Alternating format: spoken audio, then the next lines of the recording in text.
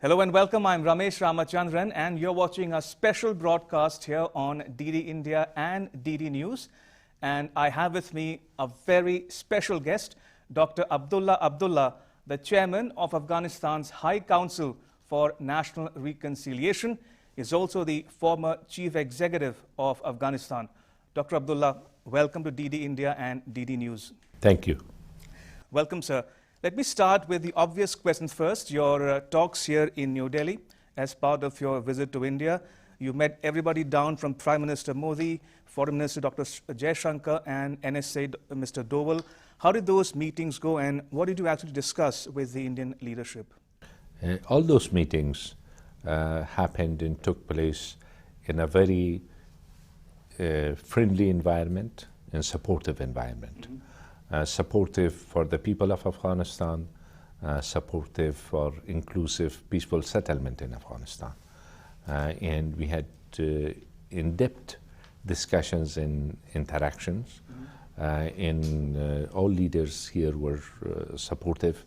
And one of the issues that we agreed both was to continue the engagements in more focused, in frequent manner at different levels, because now we are at a time that the negotiations has started.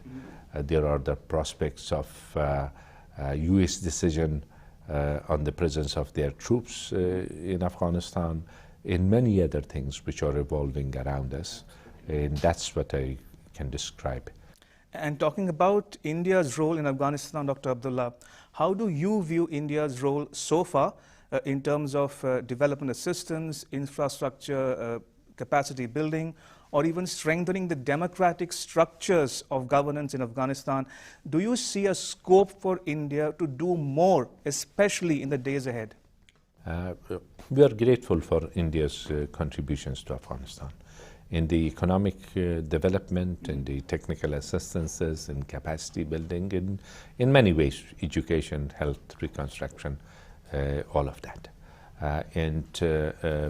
Worth $3 billion of assistances from a country which is not part of those conventional donor countries. That shows the interest and also the support towards a people in a country. In today's situation where the talks continues, India's principal position, Afghan-led, Afghan-owned peace process, and also supporting a solution, inclusive, peaceful settlement, which is acceptable for the people of Afghanistan. As a result, Afghanistan will be a peaceful country, and terrorist groups not being allowed to use Afghan soil against any country. This is something which is very much in line with what we are supporting, and the people of Afghanistan are expecting us. It's important that we continue on that basis. And India will play its role amongst the countries of the region, in the international partners which are there and supportive of the peace process. External Affairs Minister Jaishankar addressed the inaugural session of the negotiations in Doha, and these efforts will continue. That gives me a perfect segue into my next question, Dr. Abdullah. Let's talk a bit, if you will, about the most pressing issue facing Afghanistan today, and that's, as you mentioned, the talks with the Taliban. Now, help our viewers understand the state of play insofar as the talks are concerned. There's some reports about an inordinate delay on the part of both sides to actually come to the terms of reference for the talks ahead. So, how would you describe what happened in Doha on the 12th of September and in the weeks thereafter? And are you happy with the pace of those negotiations so far? What happened in Doha was historical, there is no doubt. After at least nearly 3 decades of war with the Taliban, in more than 4 decades of the war, sitting together, we had only met one another mainly with exceptions when one or two occasions before September 11th in the battlefield and then sitting across the table. While unfortunately the violence continues, and in cases it has increased. In itself it was a historical opportunity. Then what to make of it afterwards? Whether I'm happy with the pace, I would say no, because we should have utilized the time available in a better way, much better way. I can assure your viewers that the team which represented the Islamic Republic of Afghanistan, which is very diverse, men and women, young and old, from all walks of life, they were guided and they were given the guidance and instruction to be flexible, to be patient, to be innovative, and try to work out a solution with the other side. As this being reciprocated, that might have been the main reason behind the slow pace of the progress or negotiations. But I haven't lost hopes. I know the complexities of these sort of situations. I know that it will not come easily, and we hope that we see a change in the pace. And talking about complexities, Dr. Abdullah, just the other day, you addressed the Manohar Parrikar Institute for Defense Studies and Analyses in New Delhi. And there you said, you acknowledged that the pace of the talks was indeed slow, but you flagged 4 issues. You said, as you just mentioned just now, we require patience, we require determination, flexibility, and an understanding of each other's constraints. Now, I want you to focus on the last 2, flexibility and constraints. Now, when you talk about flexibility, what are your expectations from the Taliban, and what could be your constraints? For example, when there is something, when there is something that is not acceptable at this moment, which is difficult, for example, on the issue of the type of system that Afghanistan will have, it will take much more time to understand one another and see the benefit of it, and also whether we have better alternatives for that or not, or what are our calculus based upon. Is it the right calculation based on the realities on the ground, or it's just our ideas because we have not met with one another, we have not seen different situations. From the battlefield to the boardroom, so to speak. That's true. That's true. That is the type of things that we are faced with. Then let's talk about something else. For example, on the code of conduct, we presented a lot of different ways to address their concerns, because by not there I mean the Taliban concerns, by not being sensitive to another side's views, you cannot move forward.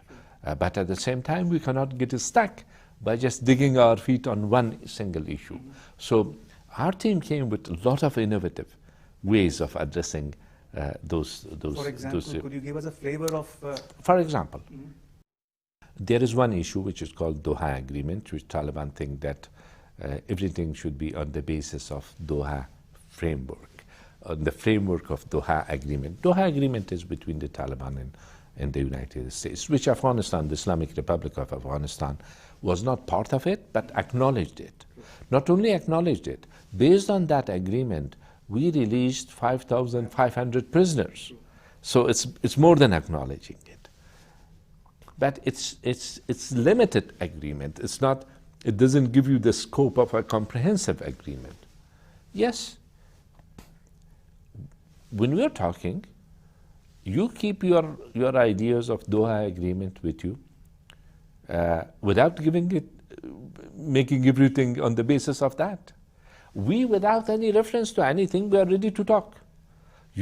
Since we are talking already, why to stick to that part? That's one example. Doha Agreement asks for negotiations between both sides. Allo Ijarga asks for negotiations.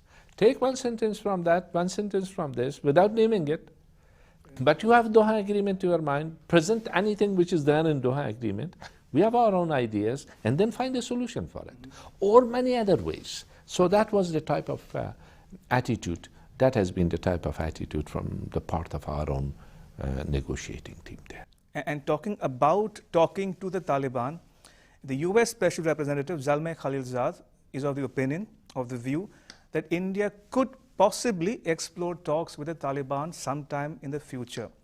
Now, do you have a view on that? I have not raised that issue with the authorities here. This was not raised in any of the I have not raised it here. And this is Ambassador Khalilzad's views, and this is, of course, for India to explore what to do, what not to do. But at the same time, meanwhile, I encourage more interactions between us in India, more engagement of India in the international forums, which Afghanistan situation is discussed, and it's mainly around peace, and where there was a convergence of views over that.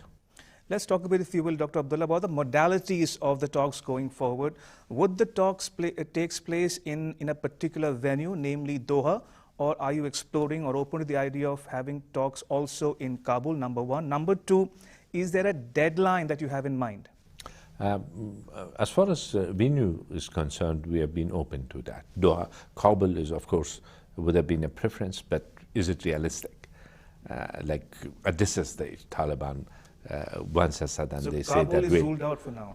No, the venue, it depends on agreement between both sides. That's why I'm saying that is it realistic, or we need to see progress in the first round before talking about the next venue. But the next venue will be only decided between both sides, and countries have offered and have made friendly gestures of hosting those talks, but they also know that it depends on both sides' agreements. And do you have a deadline in mind, or would it be open-ended? For instance, President Trump, you spoke about President Trump. President Trump wants to pull out his troops by Christmas. So how sanguine are you that things would stabilize if and when that happens? About deadlines, if you're talking like talking forever without a progress, while level of violence will increase on daily basis, that's not feasible, that's not viable, that's not acceptable.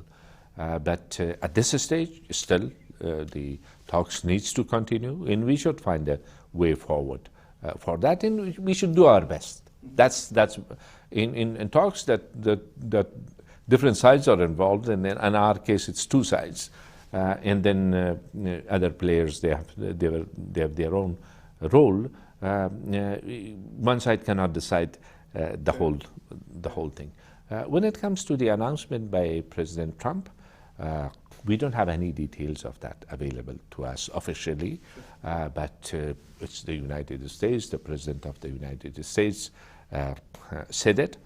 Whether he means it in the context of the current decision, already a decision which leads to the reduction of their troops by Christmas, which another few thousand will remain plus NATO forces, whether that's the context that has been talked about, or it's a new decision, that remains to be seen. But yes, obviously, if things are not settled, then there is premature withdrawal. It will have impacts on the situation in Afghanistan.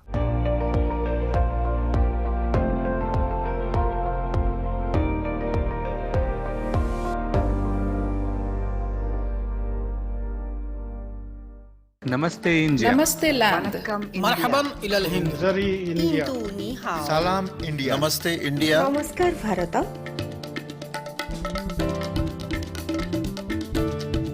Mui Nous India. sommes land. Nahnu hunud. India. Ma Hindi hasti. Mung Hindian. Salam Hindustan. We are India.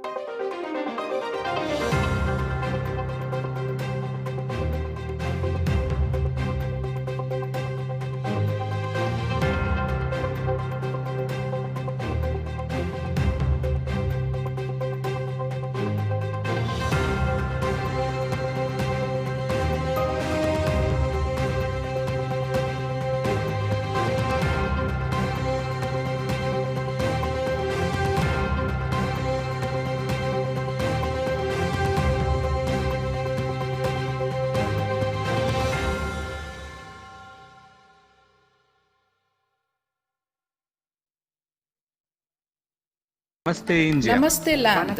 مرحبا إلى الهند. Salam India. Namaste India. नमस्कार Bharat.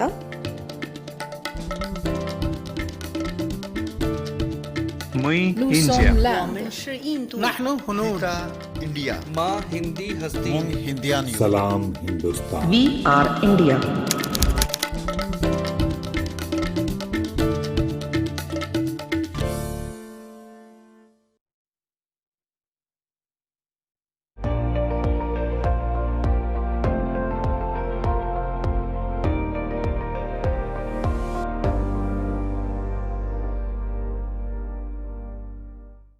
You spoke about the frighteningly high levels of violence in Afghanistan perpetrated by the Taliban in particular.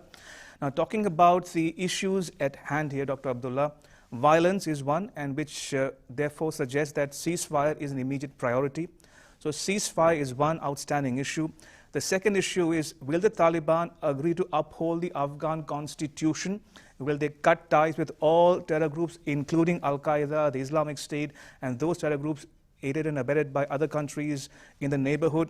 Would they agree to uphold civil liberties, women's rights? And would they want to see a democratic republic Afghanistan in the days ahead as well? But on the other hand, the Taliban wants to see an emirate, an Islamic emirate. It talks about a Hanafi jurisprudence, and it says we will not agree to a ceasefire just yet. So what's the state of play, and can these differences be bridged immediately to begin with? If ceasefire is not possible at the moment, can't we talk about reduction in violence? For example, people are moving from cities to cities in the highways. Goods are being transported. In security, there are security challenges there.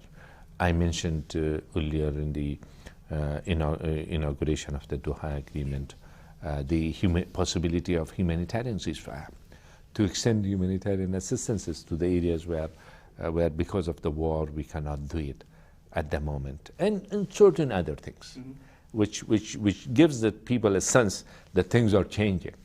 From one side, negotiations have started, but those are not easy. It will take time.